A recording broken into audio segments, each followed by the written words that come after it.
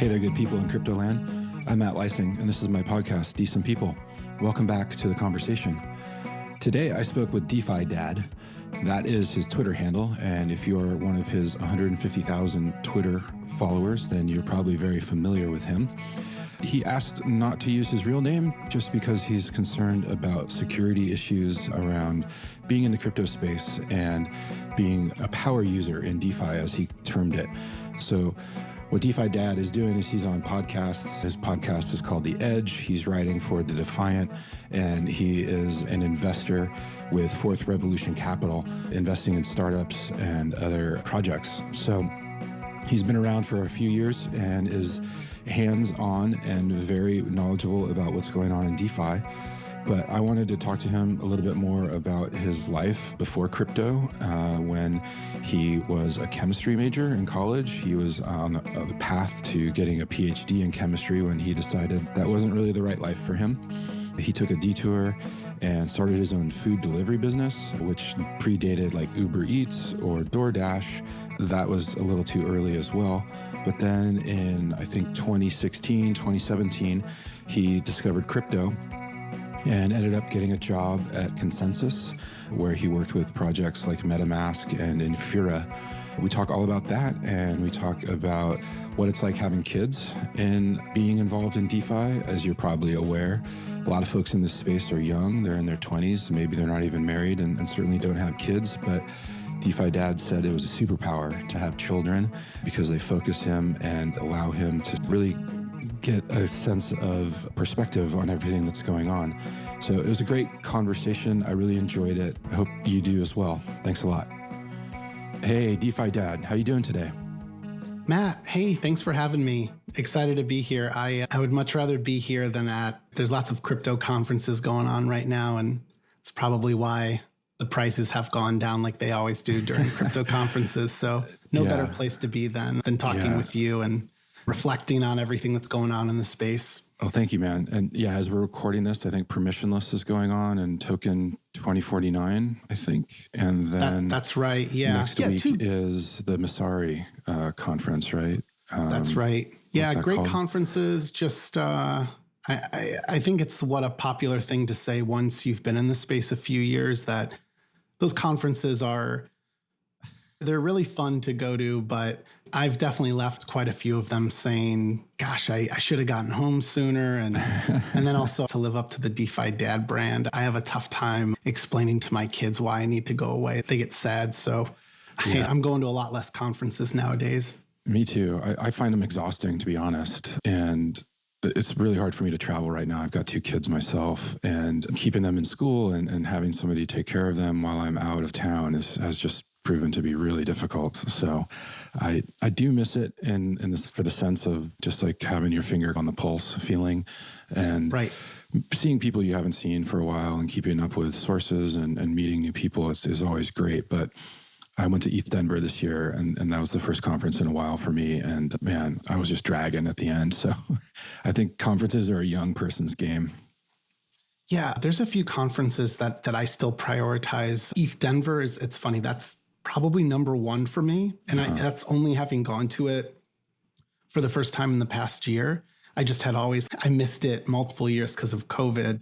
And then ECC is such a wonderful event too. Anytime you feel like it's attracting all of the builders versus try to avoid more of the talking heads, like investor type conferences. They play a huge purpose in our space. It's really important that we have those to grow the crypto community. But at this point, my hope and goal is I want to stretch the limits of my own knowledge, and I want to sit there uncomfortably during the developer talk and try to understand what the hell they're working on. Yeah, I'm going to try to make it to ETHCC next year. I think I heard it's going to be in Brussels rather than Paris. Oh, wow. That's exciting. Yeah. But hey, so thank you so much for being here. You have a fascinating story that I love because I think it's very emblematic of what's possible in Web3. And we'll get into that. But basically, you came into this without knowing anything and just did the hard work and put in the hours to figure things out on your own. And here you are with your own podcast now, and you're writing for The Defiant, and you're investing with Fourth Revolution Capital. And we'll get into all of that stuff in due course. But I love that aspect of the Web3 world, and you're a great symbol of it, because we were talking before we hit record, and you were saying how you want to get this message across that people can do this. You just have to dig into it. And maybe we could start there, and just also, what the fuck's going on right now? It seems really quiet and dead, and things just really seem like nothing's moving. So I wanted to get your take on that, and then we can just go from there. Yeah. I think what we were talking about there earlier, this idea that if you're willing to just put in some extra effort, you've got to put in some outlier effort if you want some outlier results, which is like a whole nother conversation to go on about. A lot of people seem to not understand this nowadays. And I feel like people expect outlier results from pretty like mediocre average efforts. And so with crypto, as like part of what crypto and DeFi and Web3 have suffered from is there's always been this required self-learner type of mindset to do well in the space.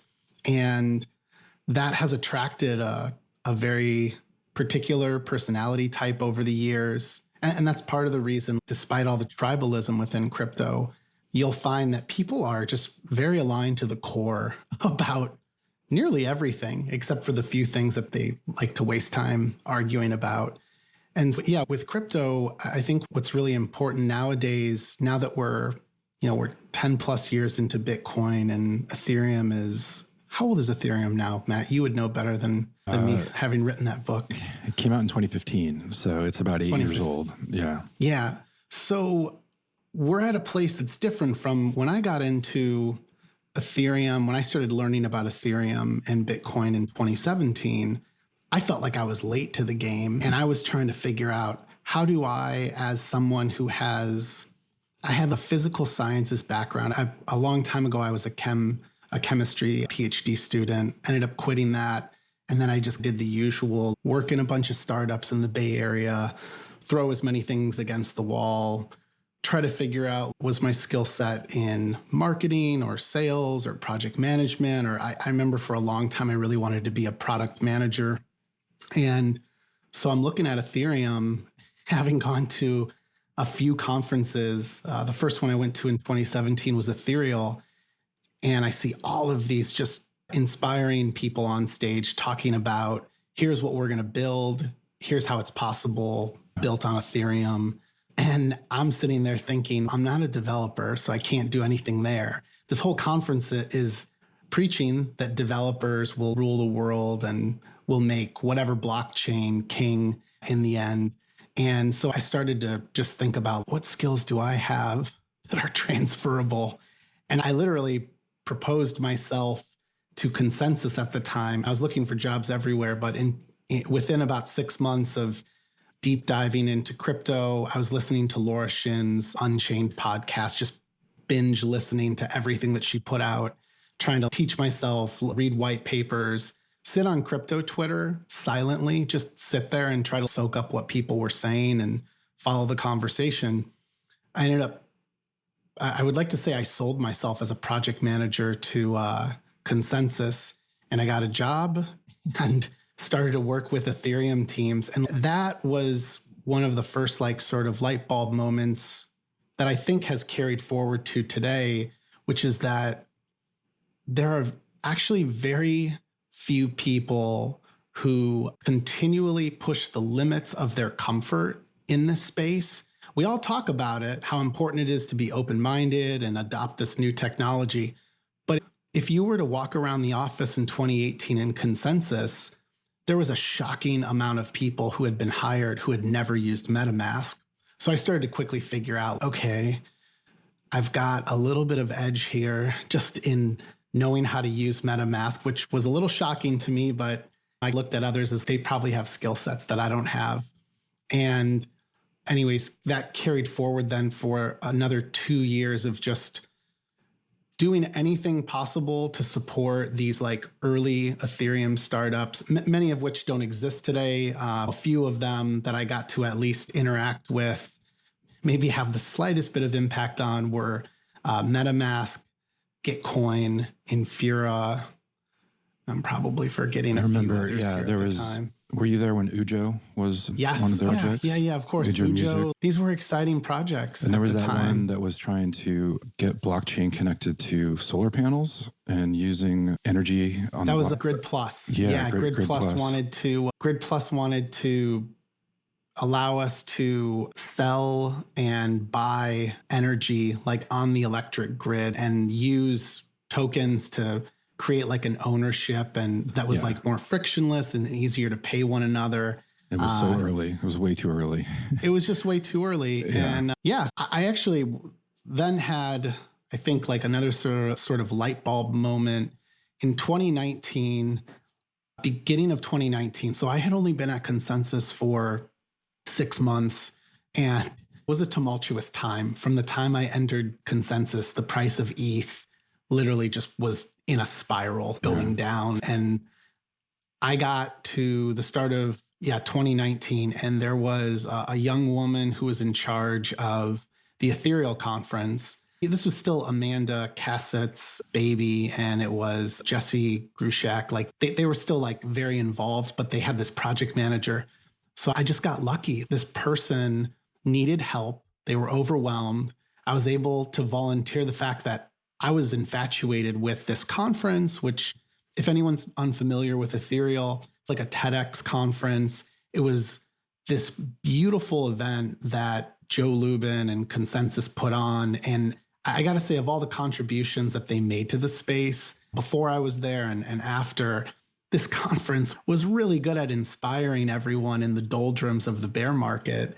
And I got hooked by the storytelling. I remember that Ethereal for me was when I said, I have to work in this space. This is intoxicating. I could be wrong, but I feel like this is the kind of tech that touches as many lives as possible and is likely to underpin as many use cases as possible. In case I'm wrong about this use case or that, I can always like pivot and still be within the Ethereum space.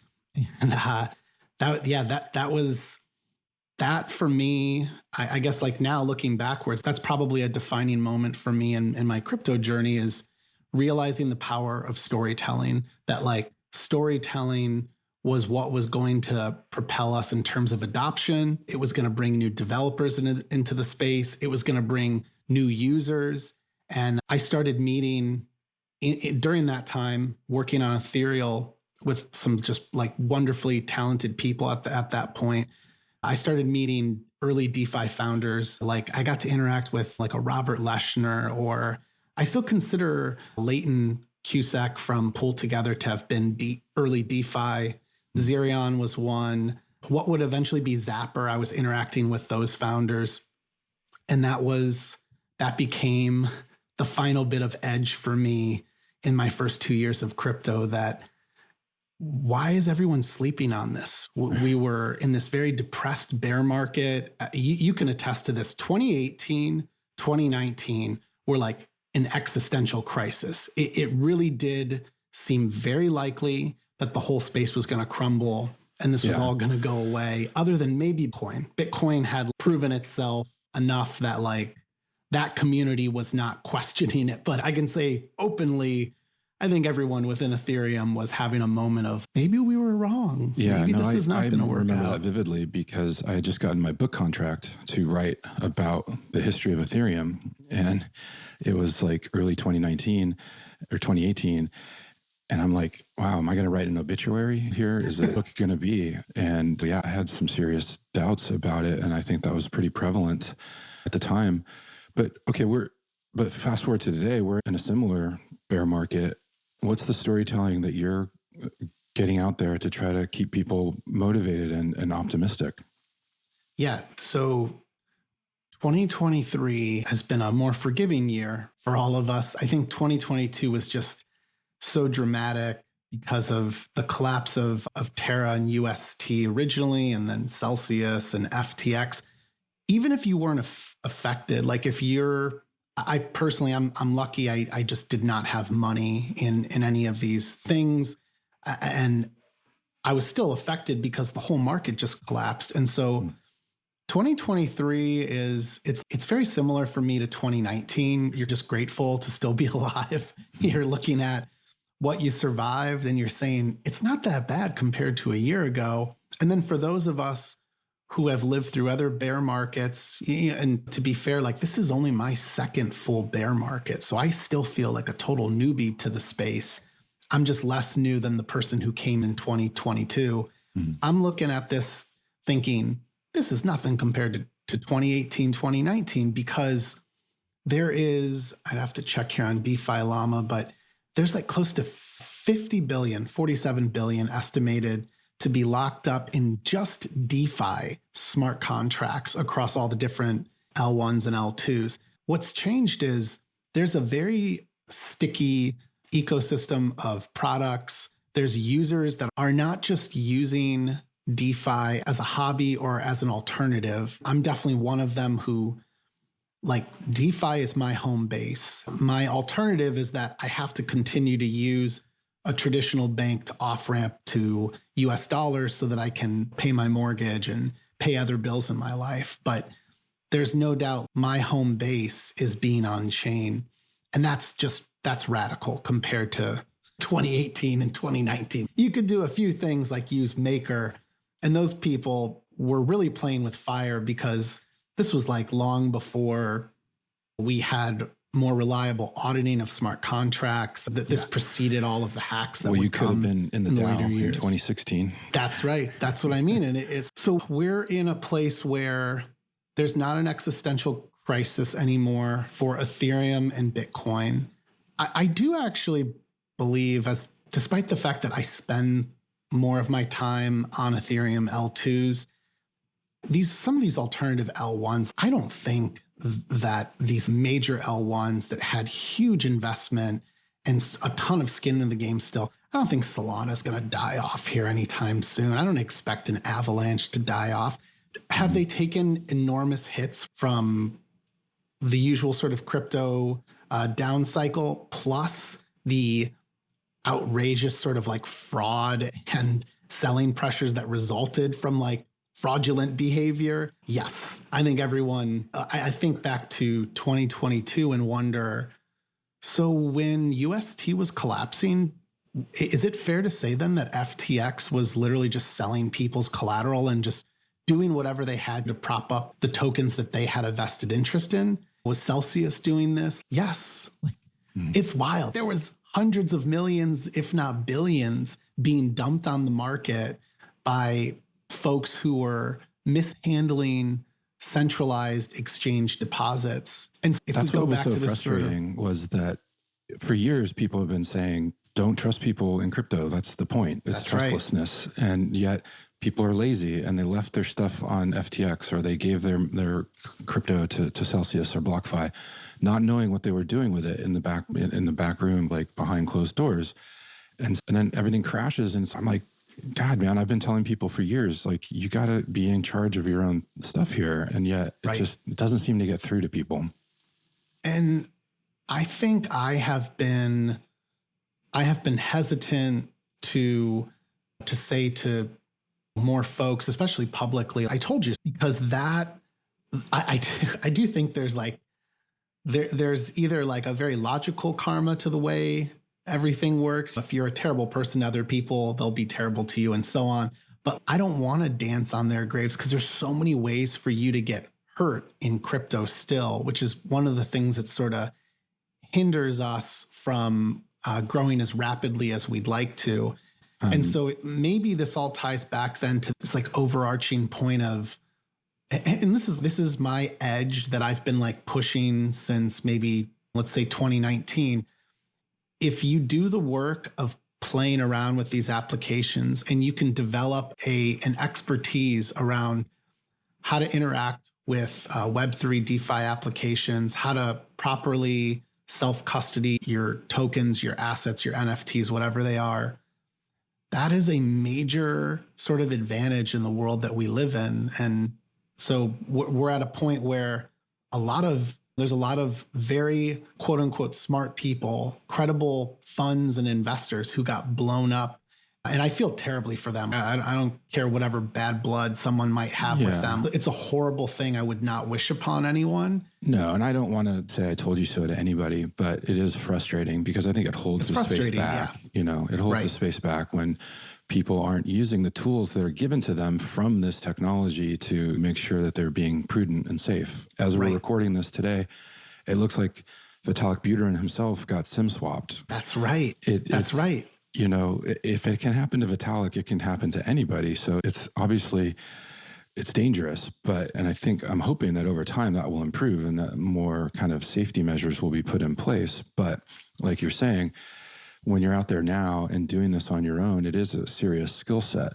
And I think it'll definitely help you going forward. But I'd love to dive back into your past a little bit before you got into all this stuff and to try to understand what appealed to you about it. So you mentioned being a chemist. You went to the University of Chicago for biological chemistry and then inorganic chem at UC San Diego, which is where my brother went, by the way. So no way. Oh, that's cool. My mom would be so happy that these degrees are finally being celebrated. She has my whole life been like, one day you're going to be so grateful for these. And I'm like, Mom, I'm telling you, it's just not the way the world works anymore. Nobody cares about it, but she will be very excited to hear this clip of a podcast. Funny thing is, my brother also went to the University of Chicago, so that's interesting. Oh, no way. Yeah. Oh, that's really, we got to talk afterwards about whether... He was flipped. He was undergrad at San Diego and then master's at University of Chicago. Oh, I wish I did what he did. Yeah. That's actually the better way to do it because U of C it's an amazing university, but it's a tough place to be as an undergrad. I wish I was there as a grad student instead. So what were you like as a kid? What drew you to chemistry and what was the plan? You mentioned going into a PhD program. Did you always want to be a professor or what was your plan when you were growing up? Yeah, this is a unique conversation as an adult, especially like ourselves with young kids. You think to yourself, what are the dots that connect to me getting here? And like, how do I impart some sort of wisdom to my kids about making the best decisions for themselves? And I was a very type A kid. I was a kid who, I was always I grew up in the Midwest. So I grew up near Chicago in a Northwest Indiana region. So I was from an area that was like classic 80s, 90s, middle class America. I grew up truthfully believing that I was really well off until I think when I went to college, I realized I was like, oh, wait a sec. Like, I'm not even just middle class. I'm probably lower middle class. Like I didn't realize how much money there was because where I grew up, your parents could make 50 to 60,000 US dollars and you could live like a king. You could live in a huge house. You could go on a vacation. You could have a single parent working at home. We had great public schools. So I was like, I always consider I was very lucky timing wise to have grown up where I did, when I did.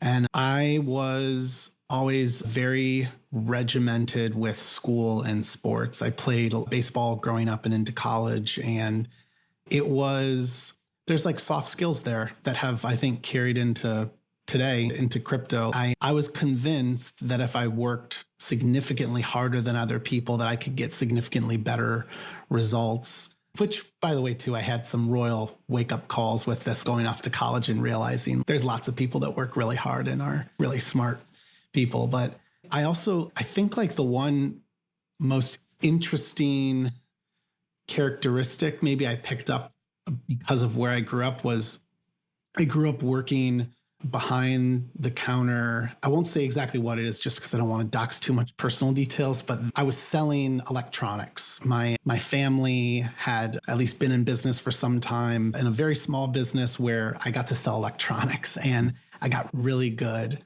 at listening to people, dissecting and analyzing and understanding their story and their needs, and then being able to regurgitate that and convince them that they should listen to me and that they should buy what I was selling.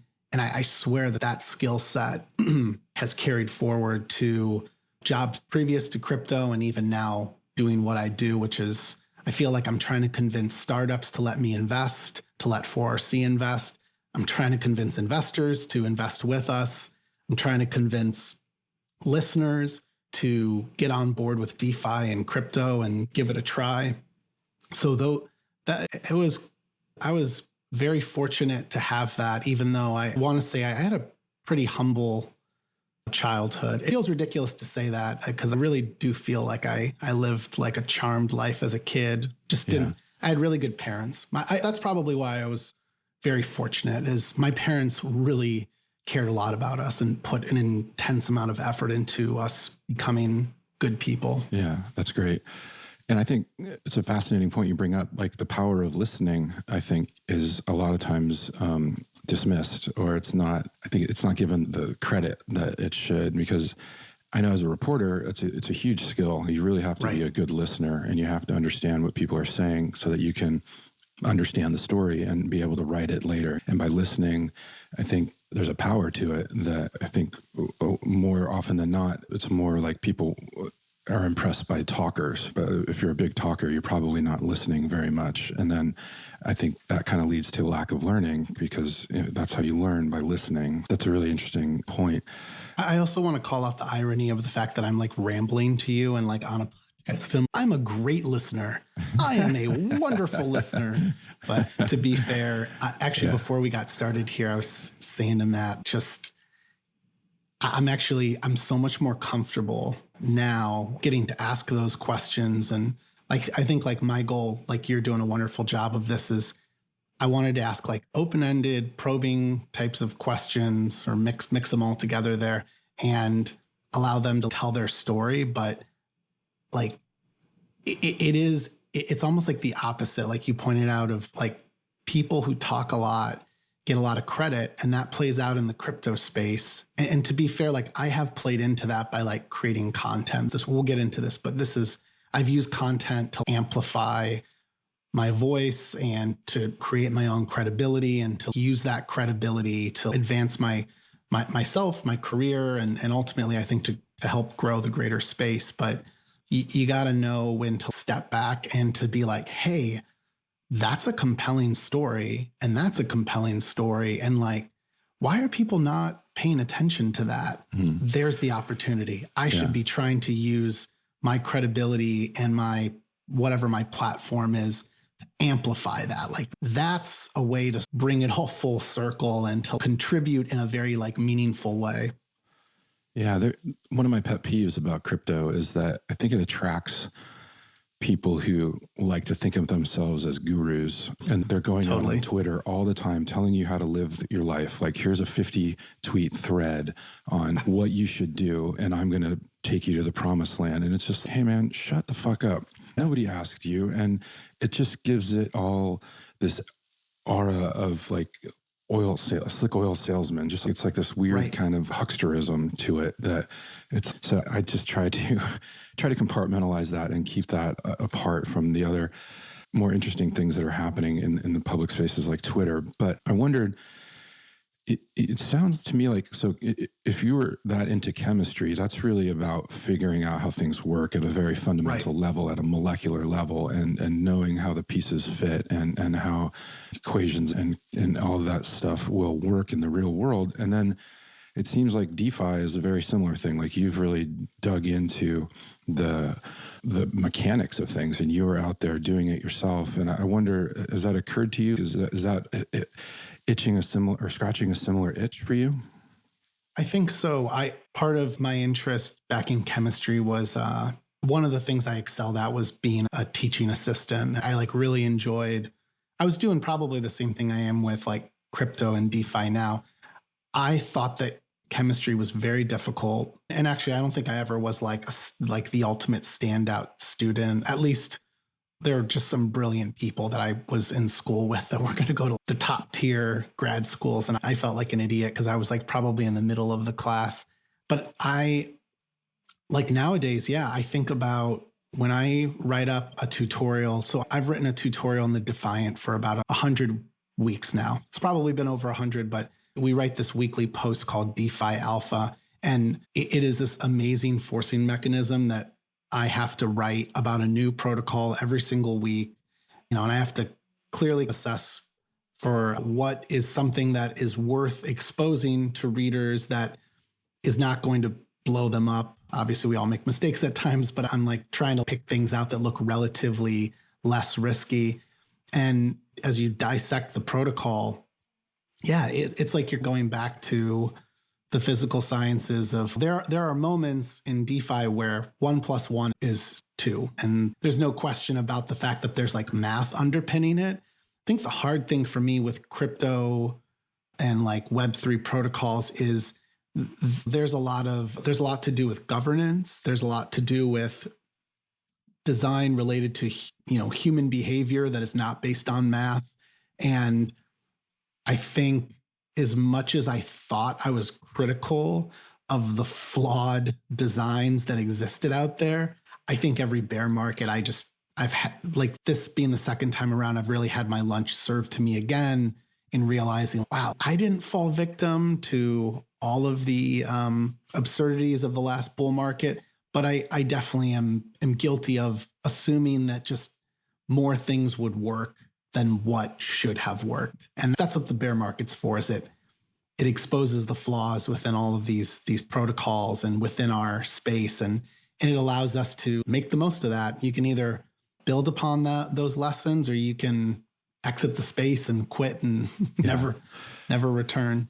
Yeah, I think I'm guilty of that too, in a sense where when things are too good to be true, they are too good to be true. And I remember writing about places like BlockFi and Celsius when I was still at Bloomberg and trying to wrap my head around, like, how are they generating 20% interest in a basically zero interest rate environment in the macro economy, and not questioning it strongly enough. I wish I had. And I think, yeah, so definitely I have regrets about that. But okay, so you have this idyllic childhood. You're in Northwestern Illinois or Indiana, and then head over to Chicago for college. What though then? I know that I just want to get to this real quick because I think it's really interesting. There was a phase there where you started a food delivery business, I think. And oh yeah, what? Yeah, so that's so a take funny me one. from. Did you stop being a PhD student so that you could go deliver pizzas, or? Yes, that's funny. I won't say all the details again, just to make it a little bit harder for someone to ultimately maybe dox me in the future. By the way, too, part of the reason Matt and I were talking about this before the podcast, I just don't want to make it as easy to find like my legal name, because and this is my advice to anyone in the space, is you really need to be on your guard. One of the issues with crypto is that if you are self-custodying your assets, you are foregoing the protections that are afforded to you by using a bank or a traditional finance entity. When we use these, we all take that for granted, especially folks who, for someone like myself who grew up in, again, very like middle-class family, I wasn't worried about someone coming in and stealing all of our gold or our wealth. There was no wealth to be protected. And so I'd encourage folks to really think adversarially. If you have your phone number connected to Coinbase and you have a two-factor authentication, and that's all it takes to withdraw your crypto, all someone has to do is go and SIM swap your card, which has been proven over and over again it's just seemingly impossible to prevent if someone tries hard enough. Use an authenticator app, please. Yes, use an authenticator. Don't ever use your phone number ever, please. Or your email. Yeah. If you can use like a YubiKey and spread it across as many wallets as possible. If you put everything in one place, and that gets compromised somehow. Yeah. Don't put all your eggs in one basket. So what happened was I'm growing up as I'm a pretty, again, straight edge, straight A student. I wanted to go to a really good school. I end up at the University of Chicago. I end up majoring in chemistry and realizing this is a very normal path for folks. You normally don't go straight to med school, but I came from a family where I just wasn't aware of that and was finding out late into my junior year that I probably would need to go do something else, which, trying to explain that to my mom and dad at the time was near impossible. They're like, you either go straight to med school or you get a job or you do something.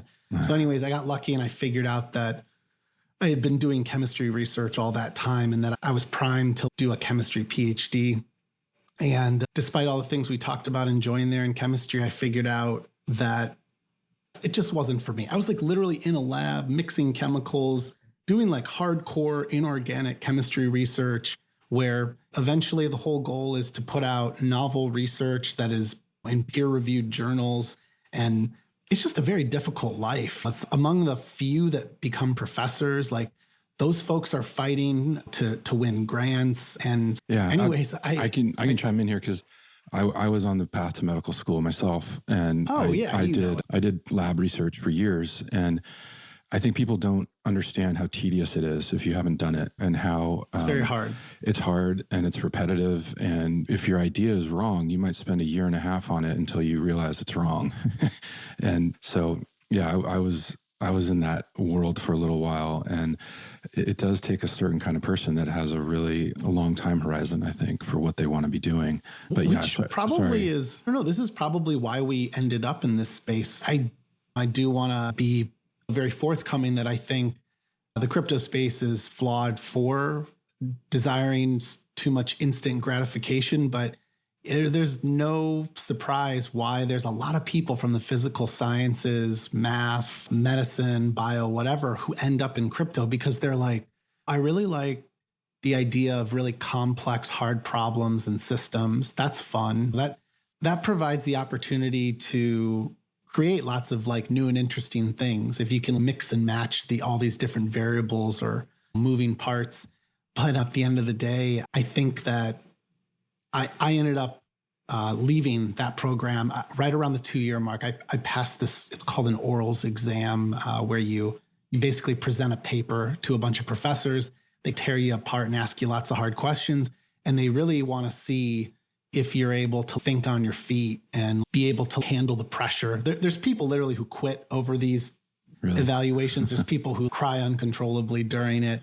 And funny enough, this was like, I probably was not expected to do as well in this, and I did really well. It was probably a sign that I should get out and go do something else, that I was like not fit to be in that lab.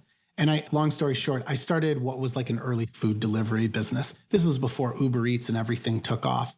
So by the time, if I fast forward to 2017, I had worked in chemistry in a lab in total for about 5 years, I think.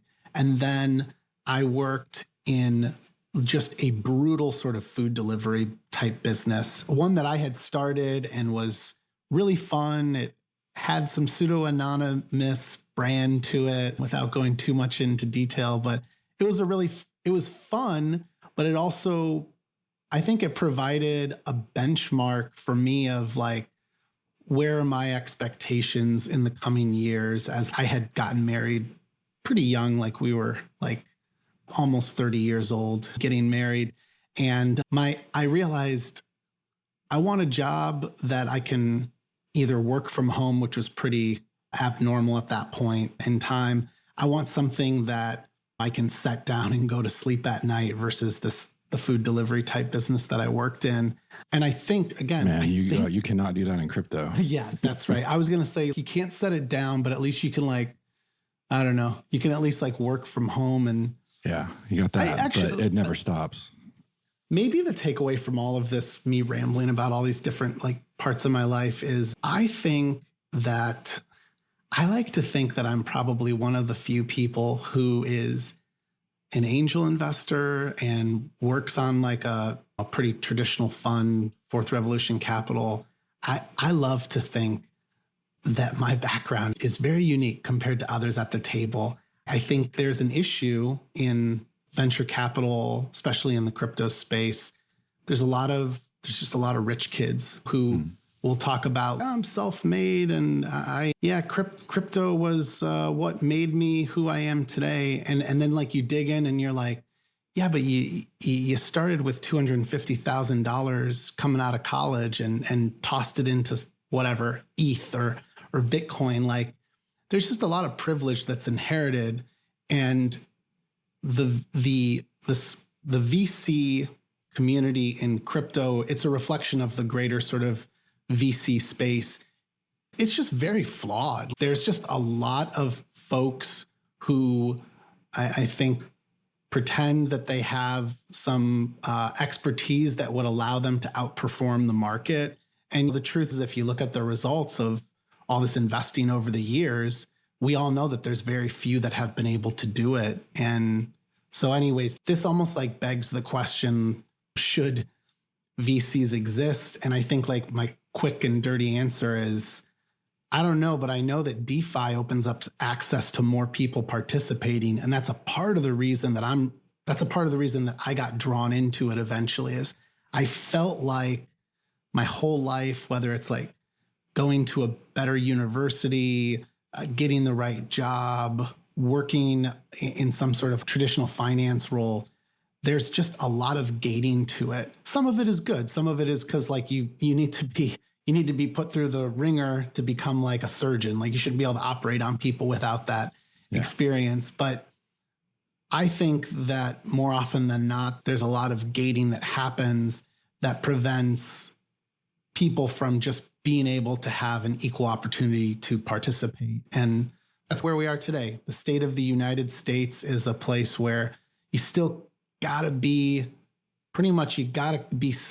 somewhat wealthy to be able to take more risk. And crypto has provided this crazy outlet alternative for us to take more risk and potentially earn more rewards. And that's it. It's the permissionlessness of crypto that is so like intoxicating. Yeah. And I think in a nutshell, like crypto, like what you're saying is this question of whether VCs should exist. The ICO market presents another way of raising money, right, for your startup. And I think that's a fascinating development. The problem is, are you selling securities? Are you selling something to someone that you are promising to them that will grow in value by your efforts to dumb down the Howey test? And then of course there's all the scammers and the fraudulent people who just run away with the money. But this is a fantastic, I think, development because it democratizes capital raising and money raising in a way that the VCs and the banks, they don't want. And yet it's flawed. It's fraught with risk on the regulatory side. So it's this great potential, but then there's this great risk as well. And I think for me, that kind of sums up crypto in a nutshell at this point. I think it's not going away or anything, but I do think, and like that idea of raising money through selling a coin or somehow where you connect directly with people who want to use your product is very powerful, and that's not going to go away either. I think people just need rules and need to know how they can use that setup and not run afoul of the SEC, for example. Yeah, I think the simplest rule or framework to apply here is I would love to just allow adults to do what they want with their money, as long as they're not, of course, causing any harm to someone else. I don't want to see someone raise money I was about to say, I don't want to have somebody raise money for something that is like truly vaporware built on the house of lies. But then again, no, like the question becomes who has the authority to make that judgment? And that's why we're in the mess we are in the United States, is that there's always someone who thinks, in our case, it's often the SEC and the CFTC and other like types of regulators. You shouldn't be prevented from spending your money how you want. If I want to go out and I want to go spend every last dollar in my portfolio on the lottery, for whatever reason, I'm allowed to do that. It's the most ironic thing, considering that there's all this thinking and fear mongering that goes into whether or not folks can spend their money on whatever crypto assets or put it into something like an initial coin offering. I think a few of the lessons that we've garnered over the last several years is one of them. I'm questioning whether we should go back to initial coin offerings. That actually was a better way forward than the last cycle. What happened was, so if we're talking like 2016, 2017, 2018 versus 2020, 2021, what happened in the last cycle is there were less initial coin offerings, token offerings to the public. And what we saw instead was these very like incestuous types of rounds that would happen where the same VCs are there every single time. And like, it really didn't look as bad as what I think it turned out to be. Like, there was a time where you thought, oh, of course, like the same names are in that round and must be a somewhat credible team. And then you come to the realization that a lot of the funds, of course, were just putting as much money as they could into as many rounds as they could, knowing that they'd have instant liquidity and be able to dump it. And all that has played out, despite the fact that everybody claims that they're the good guy, that they did the right thing, that, oh, we're not spraying and praying, we're not dumping. That's just not true. So it comes back to, you have to design rules in a protocol. You need to use the programmability of something like Ethereum to prevent this sort of stuff from happening. And that's why I think some of these long-term vesting token models, like the V tokenomics model by Curve, is very popular, and it's being modified and reused by lots of different protocols. That's why it makes sense, because you don't have to trust that someone's not going to dump their tokens. Actually, to give credit to a team that launched in the doldrums of the bear market, there was Velodrum, was like the biggest sort of like native DEX to launch on Optimism. They launched 2 weeks after Terra. They did not do any sort of VC raise. And believe me, I wish they had. I wish we could have participated in it early, but they didn't do that. And what they did is they locked up a majority, like it was like 90% or more of the tokens to be vesting over 4 years. They had all of the treasury tokens that would be owned by them for operating costs in the exact same setup, vesting over 4 years. So they like deeply aligned their interests with token holders. And I think as a result, despite the horrible timing of when they launched and the terrible year 2022 was, they're a protocol that is thriving, because I feel like people believe they got a fair shake at it. And they actually, to continue with that, they like recently, for whatever reason, they decided to launch a new deployment, like almost like a second L2 deployment on Base. And for whatever reason, they decided to do another token with it, but they're very related. It's called Aerodrome. My point in all of this is, they rewarded the folks that were in Velodrum holding that token, and they gave them the same sort of 4-year vesting token. Even for someone like myself who is intimately familiar with and involved with Velodrum, I was like, why is it such a shock that the protocol ultimately decided to do exactly what I said, which is use the programmability of DeFi and to not lean upon these very like traditional old world concepts of, we're going to sign a contract with a VC or an angel investor, whoever. We're going to sign it with these folks and we're going to just send them tokens every month ourselves. So now we're relying upon the accountability of that team. What if the team doesn't actually send the tokens? And so if we can get past the hurdles of how difficult it is technically to pull this off on chain, if we can get past that and dumb all that down, the permissionlessness, the trustlessness of using a DeFi protocol on something like Ethereum, it'll prove itself in execution. It's not just like a talking point anymore. You can see it, because you can see in 2022, everything that failed was built on, it was traditional finance entities masquerading as crypto companies, but they were really just fraudsters. They're all centralized. Yeah, they just used crypto to do whatever they wanted. They saw the frictionless nature of it. Like I at the end of the day, it wasn't crypto that failed FTX. It was just an old school sort of Ponzi. They just did whatever they wanted with the money. It's like the craziest, most tragic story that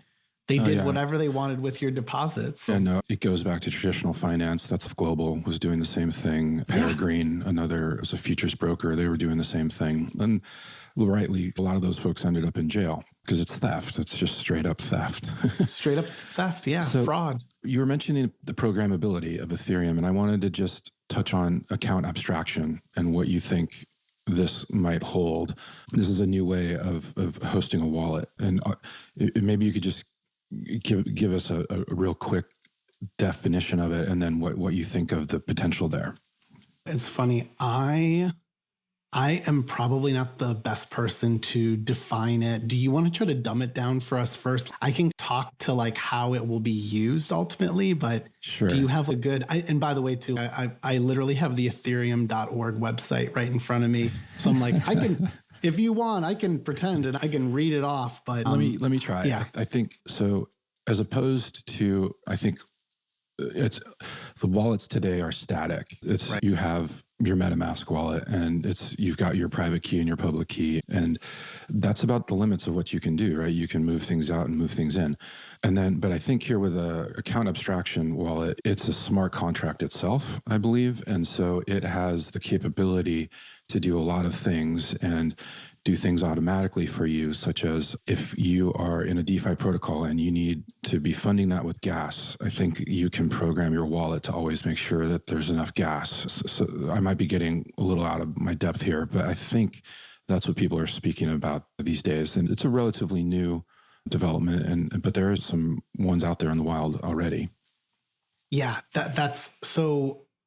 I know that this is going to be like a major improvement to the user experience. So I think you called out some of the friction points that I think about that are hopefully going to be addressed here with account abstraction is when I use a wallet, whether it's a hardware wallet or whether it's connected through something like MetaMask, so I can get on a desktop computer and interact with that.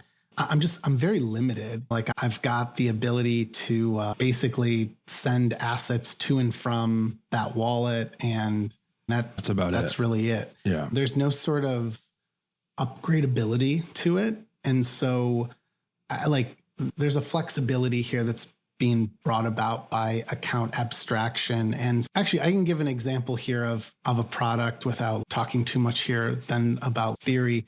So there's this avocado wallet by Instadap, and they actually just released this avocado multi-sig. And so you can think of it as it's a wallet that can be owned and controlled by multiple different folks, different wallets, different entities. The idea is that if you have a DeFi protocol and you have a shared treasury, you can't trust a single person. You need multiple people in there. And so they've been at this like bleeding edge of trying to implement network abstraction, gas abstraction, and account abstraction.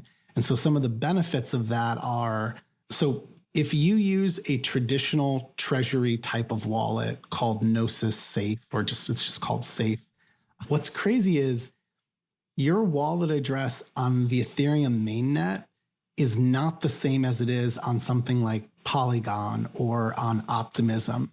Even though if you and I were to go set up a MetaMask right now, you actually do have the same wallet address on every single EVM chain. So which thankfully it's one of the few things that makes sense in the crypto UX. You're like, oh, good, my address doesn't change. Yeah. And so anyways, this has been a huge issue for Gnosis Safe users, and these UX issues that are getting fixed by the likes of account abstraction, network abstraction, and gas abstraction. This new wallet allows us to use the same wallet address on multiple chains, which has actually been the reason for some major DeFi treasuries losing tens of millions of dollars. Like even the smartest people in our space have made this mistake and wrongfully sent tokens to another chain that are being sent to an address that they don't control.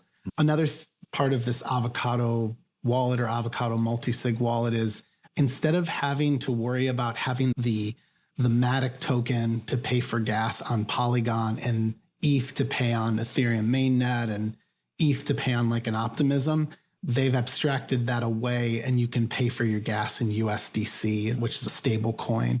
So I think the TLDR on all of this is just that account abstraction and some of these other features I mentioned, these are helping us to take the crypto experience and just make it look and feel more like the point and click experience of Web 2.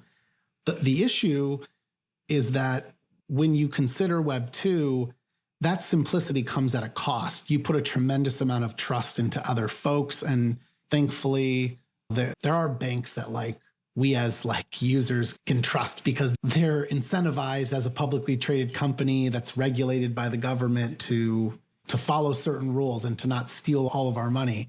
But if you want to opt out, if you don't live, you're not privileged enough to live in a part of the world where you can trust a bank, which a lot of people do. More people live in parts of the world where they can't trust their government, their institutions like a bank. And so that's where like DeFi becomes incredibly powerful. Is it's like an exit. It's an escape from having no control over whatever wealth or assets that they're trying to build. And by having that security on chain with a better sort of UX because of these features, like that's the key takeaway here.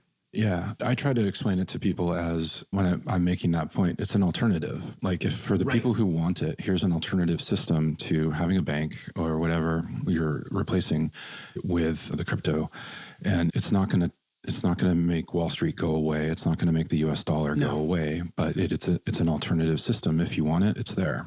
And so I think a lot of people become very adversarial about it and think that Web3 and crypto is trying to tear down the existing structures out there. And so, no, we're just actually trying to build a different one. And yeah, I find that it usually confuses the situation if somebody's a real skeptic about crypto. It's just, hey man, it's just an alternative. You don't have to use it if you don't want, but you should at least educate yourself about it before saying that it's all a Ponzi scheme. That's another one of my pet peeves. I mean, I've been at fault for thinking that we have to eradicate the traditional system. We have to completely replace it.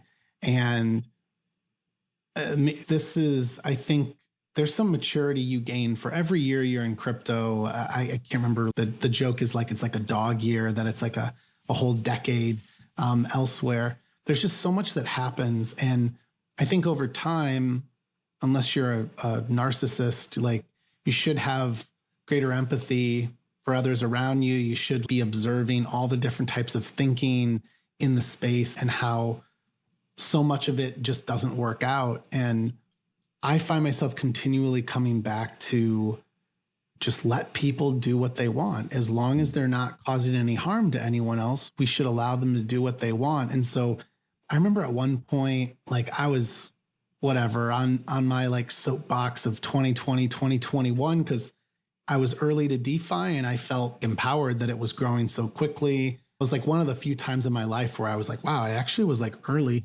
to something. And I think it was probably in 2021, looking at how absurd the space was becoming with NFTs, like just blowing up and selling for absurd amounts of money. I started thinking like, my goal is not for the US dollar to go to zero. My goal should not be for everyone to have to adopt this. If they have to adopt it, then haven't I become like the monster that I like sought out to destroy? At the end of the day, you need to let people spend their money, do what they want with their money. Again, as long as they're not causing any harm. And that's probably why there's I think there's a cultural divide between the entire crypto community and the rest of the world, because there is quite a bit of intense sentiment within the crypto community, because there's a lot of money at stake, of course, and everybody kind of stands to benefit from the rising tide that lifts all boats. But there's a cultural divide within these different tribes within crypto. And I love what Bitcoin stood for and what it still stands for a lot of people. But at some point, when I saw that there was at least a part of the Bitcoin community that was praising autocrats for pushing Bitcoin-friendly policies like that, or pushing any sort of like politician just because they're more Bitcoin-friendly, that's when I was like, man, I feel like we've lost our way. Like, it's the usual like story of, I don't being told what to do, but if I can get away with telling you what to do, then I'm okay with that. If I get to be the one that's right, then that's okay.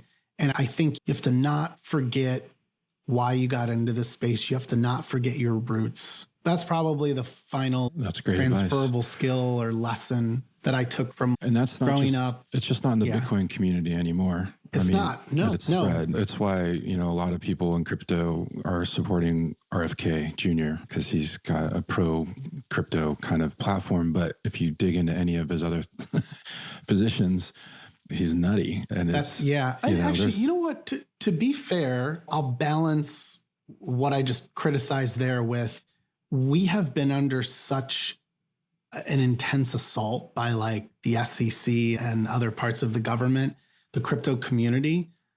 I will say I'm as close to becoming a single issue voter as possible. I feel like at this point we have to vote in our best interest, but I want to say continuing to understand and respect those shades of gray. That's really important. I don't want to just blindly be like, I'm going to vote for XYZ candidate because they're pro Ethereum and pro DeFi.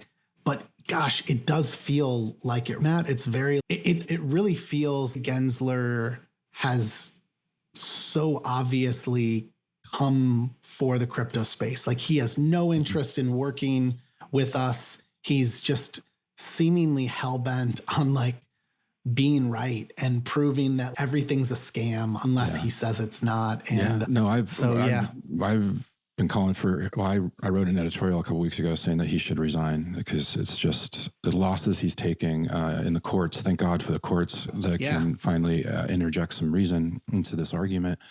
Yeah, I think he's just poisoned the well with crypto. Why would anybody trust him anymore at this point? So I think he should step down. He's an example too of someone who he got very wealthy. I don't know all the details of this, but my understanding is he got very wealthy working during an amazing time at Goldman Sachs. So right away, when I started to see the way he was reacting to crypto, I'm like, this is really obvious. This guy is not happy that new generations are building wealth without him. He definitely is. He was okay with Algorand when he was shilling it on stage at some like MIT event. He doesn't want the train to have left the station without him. And it's really been hard to watch because I feel short of judges, we expect these folks to act in the best interest of the public. And again, you can wax poetic about how many of them have failed us over the years. But this one just feels so out of touch because there's such an enormous wealth creation event that's happened within crypto. And despite the PvP nature that happens in the space at times, and despite the volatility that brings the whole space to its knees, there has been a rising tide like that's lifted all boats. If you're into like the biggest assets, even like some of the most failed alternative L1 tokens, those tokens have still done very well over the long term. We're talking, I'll say 5+ years. That's like a generous time horizon. Yeah, it's been hard to watch it. It's taught me to be prepared to be as centrist as possible and vote for what's going to benefit the space, but also as like fathers with young families, I'm thinking a lot about how it's going to affect my kids in the future as well. Wow, that's a perfect segue because I wanted to ask you lastly here, how do you think being a dad and having kids has influenced you and shaped you in the DeFi space? Because not all of it, but a lot of it is a young person's game. You go to a lot of these conferences, people are in their 20s, don't have kids a lot of time. They've got the freedom to be traveling the world and do, their work from wherever. But having a couple kids, what is that? Has that ever influenced you, or it's a superpower. The funny thing is, if I were to pull some 25-year-old out of like the conference, and if I were to say, hey, do you think having kids would be an advantage to your career working in this space? I guarantee they'd all say, oh, no, like they'd be a distraction and I need to be able to focus on my career. They keep me so well grounded. I think I was pointing out earlier that it's very important to remember your roots in this space and to stay humble, which I say that, and again, the most outspoken, loud voices tend to dominate. And yeah, there's been days back in June 2022, those were definitely some of the scariest moments to me, just seeing how harsh the sell-off was and wondering like, where is the bottom on this? This feels like some very unnatural selling pressure, like even for the crypto space. But my kids didn't give a shit about that. They have no idea. In fact, we went to Disney World like months before that and had a wonderful time. And I think they keep me motivated because I know I only have so many hours of the day that I can work to be focused enough to execute. I think they're almost like they help me to really understand how much energy I have and what's the cost of spending that energy. And before I had kids, I would have just thrown myself in every direction. And I think caused myself a lot of havoc, whether it was like my health or whether burnout would have been a real concern. Yeah. Right? But with kids, the funny thing is this, I hear about all the time. I feel for folks. I know a lot of people have their own like mental health issues, but I hear about this. Oh, I burned out. I'm taking a break. I'm doing that. It's always not, it's very often, barring a few like good friends of mine too, who have dealt with this, but it feels like it's always folks who you did this to yourself, like that you're burned out. And I actually, what I'm very grateful for is I think that like my kids give me the perspective and the strength that like I cannot burn out. There's no option to burn out. I can't just be like, hey, I'm going to stop working. At least at this point in my life, I got to keep it up because we got bills to pay and we have a life to live. And my kids don't have time for me to check out as like a father. So anyways, I definitely don't want to like, I have a lot of empathy for folks in the space who do have their own burnout, but maybe the takeaway on all of this is if you are thinking of having kids soon and you work in the space, you shouldn't be afraid of that. I think that my career got exponentially better after we had kids. And I bring it all back to focus and understanding like where to prioritize my time and my energy, which I was never good at before we had kids. I agree with everything that you've said there. And I think the only thing I'd add is it also gives you motivation to make the future better for them. You know, totally. If you can, if you're of that mindset or optimism, that's right. Mm-hmm. Endless sort of optimism. Right now, actually today I was on, I have no following on TikTok, but I love to dig into TikTok with crypto because I want to know what's this community saying? It's a very different community than Twitter. And there's someone on there, they've got like a big channel and a big following. It comes across really depressed, like on the channel, like you can tell he's in the doldrums of the bear market, and he almost admitted that nothing works other than Bitcoin. And I'm looking at it thinking, man, what are you talking about? There's literally hundreds of millions in 20, 30, 40, 50 plus protocols in DeFi right now. And I'm actually not even just using DeFi now. Now I'm, aside from all the lending, borrowing, trading, farming applications, I'm now playing a trading card game very similar to Magic the Gathering or Hearthstone or Pokemon. But what they did is they allowed us as players to buy cards so that we fully own them as NFTs. And then you can build your own deck from these and play the game. And it has been just the most fulfilling thing because the game is spectacular. It's fun. There's been like 200,000 matches of Parallel, I think, now played.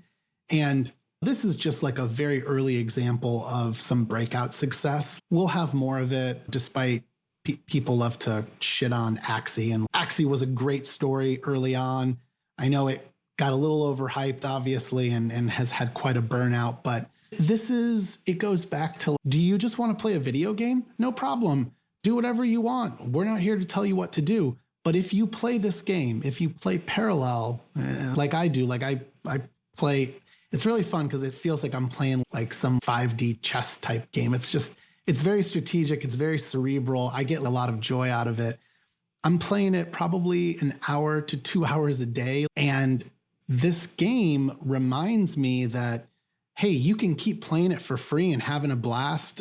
But if you want to be ranked, you want to own these NFT cards. Or if you want to compete for their reward token Prime in tournaments in the future, you're going to need these certain cards. It's an exciting time. And I think going back to the kids, like kids, if you're a parent, like you have to operate under the assumption that tomorrow can be better than today. Otherwise, what's the point of living? What's the point of having children? You want to build a better life for them. You want to build it for yourself. And that sort of optimism, man, that's one of the greatest assets in this space, is having an endless amount of optimism, even when the markets look absolutely wrecked, like they have blood in the last streets. few years. Yeah. That is a fantastic place to leave this. DeFi Dad, thank you so much. I love ending on a note of optimism. And thank you for sharing your story and your insights and everything with me. Just let people know where they can find you and how to get in touch if they want. First, thanks for having me. Really my pleasure to get to talk with you. This is such a different conversation in the best way than the hardcore DeFi conversations I normally have. If folks want to follow me, best place to go is just defidad.com. It's got my Twitter, YouTube channel, Fourth Revolution Capital if you're like a founder trying to raise money. And then, man, the best place, other than, of course, subscribing to your podcast, is if they go to defidad.com, or if you go to Linktree edge_pod. The Edge podcast it's more focused on having very in the weeds conversations with DeFi founders. And so they're almost like a tutorial. You could listen to it and have a general sense of how a protocol works. But we're trying to spotlight protocols that many of which, by the way, most of which we have no investment in. Some of them on occasion we do, and we obviously disclose that.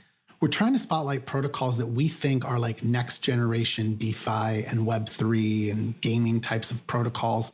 And that is just so much fun. I know that we're going to be wrong at times. Some of these projects are going to fail, but we're trying to cover what we find most interesting, because Nomadic and I, who work together at Fourth Revolution Capital, we're both power users. So we like normally do this. We spend all of our time in these protocols trying to figure out how it all works, trying to find patterns, trying to predict which ones will do well.